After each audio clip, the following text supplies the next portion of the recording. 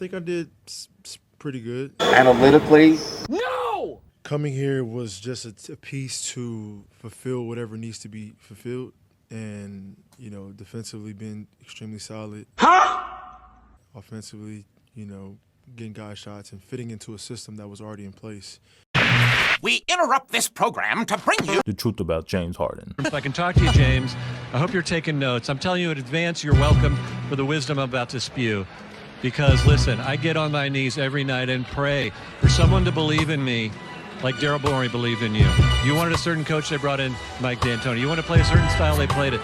You wanted Dwight Howard, they brought him in and got rid of him when you were tired of him. You wanted Chris Paul, they brought him in and got rid of him when you were tired of him. They brought in your old friend Russell Westbrook. You want to go to Vegas on off days? They looked away. You wanted the team to stay over so you could go out at night. They changed the schedule, and it didn't work. And you know what? You said, I'm going to break up with my whoopee. Not good enough. I see the bright lights in New York. I want to go there. My old pal, Kevin Durant. It's going to work. The big three. And all after 1 year, you wanted out. You realized, oh my gosh, I took this guy for granted, the guy that believed in me. I went back with Daryl Morey. They traded Ben Simmons for you. How did they pull that off? And you know what? You went there, and you got a partner who got the MVP. He won the MVP. And what did you say afterwards? You said, they didn't hand me the reins. You're the point guard. You were holding the reins. And what did you do when you had the reins? You scored 9 points in Game 7 against Boston. You blew a 3-2 series lead. So they fired their coach. Not good enough. You broke up with your guy, believed in you again. You said, the bright lights of L.A., that's where I want to go.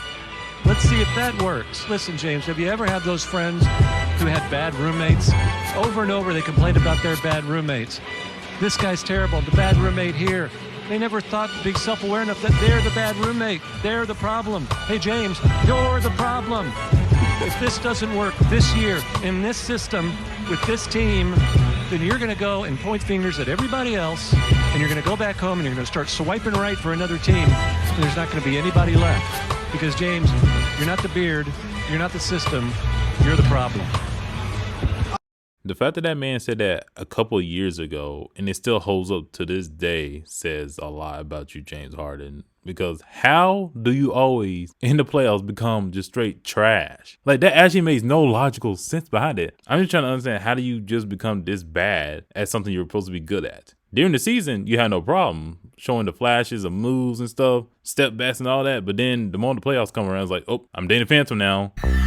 He's a phantom. Like, there really needs to be a 30 for 30 about how exactly do you just magically fall off the moment you get to the playoffs. There really needs to be something done about that, because there's no way you should just fall off immediately the moment the playoffs come around. And this is one of the number one things people kept saying, because like, okay, y'all traded for James Harden. Keep in mind, this is the guy who falls off the moment he gets to the playoffs. During the season, cool, he's doing his thing, but the moment the playoffs come, he's just straight dookie and not clutch at all. Like, bro has to get carried. But y'all tell me y'all thoughts about this, because, I mean, that man's words still hold up to this day, what he said about him. Like, he didn't even have to say all that about James Harden. He just did it, and it still holds up to this day. That's how bad this man is. Again, during the playoffs. He only does this mess during the playoffs. But again, y'all tell me y'all thoughts about this. Analytically?